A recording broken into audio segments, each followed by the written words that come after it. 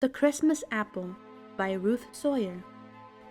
Once upon a time, there lived in the Tyrol a little clockmaker by the name of Hermann Joseph. He lived in one little room, with a bench for his work, and a chest for his wood and his tools, and a cupboard for dishes, and a trundle bed under the bench. Besides these there was a stool, and that was all, excepting the clocks. There were hundreds of clocks, little and big, carved and plain, some with wooden faces, and some with porcelain ones, shelf clocks, cuckoo clocks, clocks with chimes and clocks without, and they all hung on the walls, covering them quite up. In front of his one little window there was a little shelf, and on this Hermann put all his best clocks to show the passers-by. Often they would stop and look, and someone would cry, "See! Hermann Joseph has made a new clock. It is finer than any of the rest." Then, if it happened that anybody was wanting a clock, he would come in and buy it. I said Hermann was a little clockmaker. That was because his back was bent and his legs were crooked, which made him very short and funny to look at.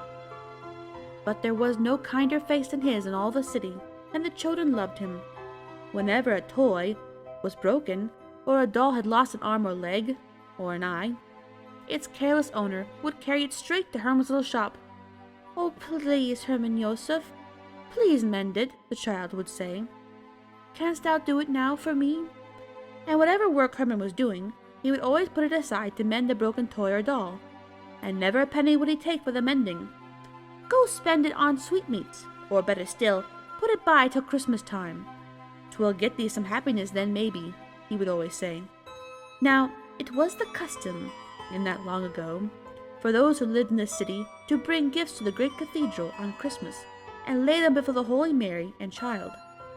People saved all through the year that they might have something wonderful to bring on that day, and there was a saying among them that when a gift was brought that pleased the Christ child more than any other, he would reach down from Mary's arms and take it. This was but a saying, of course.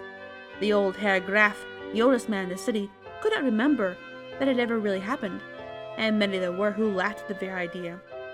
But children often talked about it, and the poets made beautiful verses about it, and often, when a rich gift was placed beside the altar, the watchers would whisper amongst themselves, "Perhaps now we shall see the miracle." Those who had no gifts to bring went to the cathedral just the same on Christmas Eve to see the gifts of the others, and hear the carols, and watch the burning of the waxen tapers. The little clockmaker was one of these. Often he was stopped, and someone would ask, "How happens that you never bring a gift?" Once the bishop himself questioned him, "Poorer than thou have brought offerings to the child. Where is thy gift?" Then it was that Hermann had answered, "Wait. Some day you shall see I too shall bring a gift." The truth of it was that the little clockmaker was so busy giving away all the year that there was never anything left at Christmas time. But he had a wonderful idea, on which he was working every minute that he could spare time from his clocks. It had taken him years and years.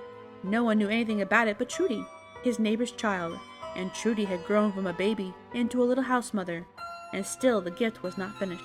It was to be a clock, the most wonderful and beautiful clock ever made, and every part of it had been fashioned with love and care. The case, the works, the weights, the hands and the face, all had taken years of labor. He had spent years carving the case and hands, years perfecting the works, and now Hermann saw that with a little more haste and time, he could finish it for the coming Christmas. He mended the children's toys as before, but he gave up making his regular clocks, so there were fewer to sell, and often his cupboard was empty, and he went supperless to bed. But that only made him a little thinner, and his face a little kinder, and meantime the gift clock became more and more beautiful. It was fashioned after a rude stable with rafters, stall, and crib. The Holy Mother knelt beside the manger, in which a tiny Christ child lay, while through the open door the hours came. 3 were kings, and 3 were shepherds, and 3 were soldiers, and 3 were angels, and when the hours struck, the figure knelt in adoration before the sleeping child, while the silver chimes played the Magnificat. "Thou seest," said the clockmaker to Trudy, "it is not just on Sundays and holy days that we should remember to worship the Krist Kindlein, and bring him gifts, but every day, every hour." The days went by like clouds before a winter wind, and the clock was finished at last. So happy was Herman with his work that he put the gift clock on the shelf before the little window to show passers-by. There were crowds looking at it all day long, and many would whisper, "Do you think this can be the gift Herman has spoken of? His offering on Christmas Eve to the church?" The day before Christmas came, Herman cleaned up his little shop, wound all his clocks, brushed his clothes, and then went over the gift clock again to be sure everything was perfect. It will not look meanly beside the other gifts, he thought happily. In fact, he was so happy that he gave away all but 1 penny to the blind beggar who passed his door. And then, remembering that he had eaten nothing since breakfast, he spent the last penny for a Christmas apple to eat with a crust of bread. These he was putting by in the cupboard to eat after he was dressed, when the door opened, and Trudy was standing there crying softly. "Oh, Kindlein, Kindlein, what ails thee?" And he gathered her in his arms. "'Tis my father. He is hurt, and all the money that was put by for the tree and sweets and toys has gone to Herr Doctor. And now, how can I tell the children? Already they have lit the candle at the window, and are waiting for Kris Kringle to come." The clockmaker laughed merrily. "Come, come, little one, all will be well. Herman will sell a clock for thee. Some house in the city must need a clock. In a wink we shall have money enough for the tree and the toys. Go home and sing." He buttoned on his great coat, and picking out the best of the old clocks, he went out. He went first to the rich merchants, but their houses were full of clocks. Then to the journeymen, but they said his clock was old-fashioned. He even stood in the corner of the street and in the square crying, "A clock! A good clock for sale!" But no one paid any attention to him. At last he went to the Herr Graff himself. "Will your excellency buy a clock?" he said, trembling at his boldness.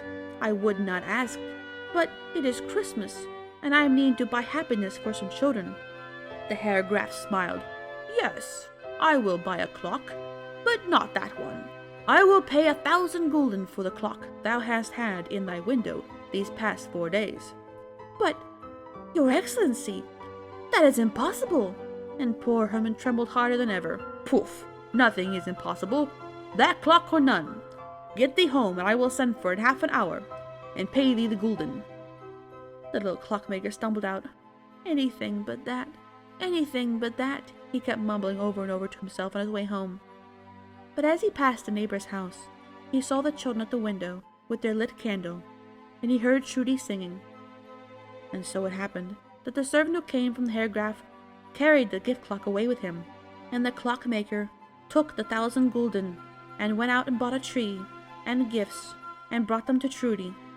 And as the servant disappeared up the street, the chimes commenced to ring from the great cathedral, and the street suddenly became noisy with the many people going thither, bearing their Christmas offerings. "I have gone empty-handed before," said the little clockmaker sadly. "I can go empty-handed once again." And again he buttoned up his great coat. As he turned to shut his cupboard door behind him, his eyes fell on the Christmas apple, and an odd little smile crept into the corner of his mouth and lit his eyes.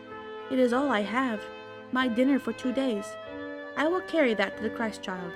It is better, after all, than going empty-handed." How full of peace and beauty was the great cathedral when Herman entered it! There were 1,000 tapers burning, and everywhere the sweet scent of the Christmas greens, and the laden altar before the Holy Mother and Child. There were richer gifts than had been brought for many years. Marvelously wrought vessels from the great silversmiths, cloths of gold and cloths of silk, brought from the east by the merchants. Poets had brought their own songs, illuminated on rolls of heavy parchment. Painters had brought their pictures of saints and the Holy Family. Even the king himself had brought his crown and scepter to lay before the child. And after all these offerings came the little clockmaker, walking slowly down the long dim aisle, holding tight to his Christmas apple.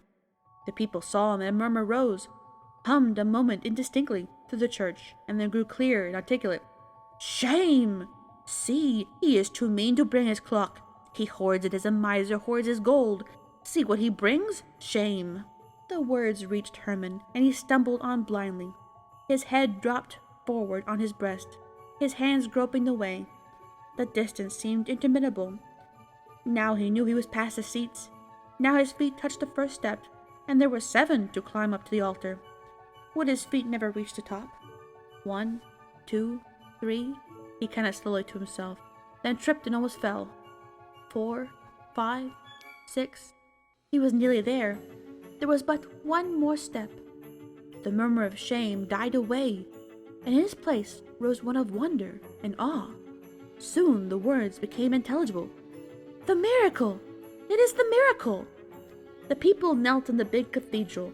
The bishop raised his hands in prayer, and the little clockmaker, stumbling to the last step, looked up through dim eyes and saw the child leaning toward him, far down from Mary's arms, with hands outstretched to take his gift.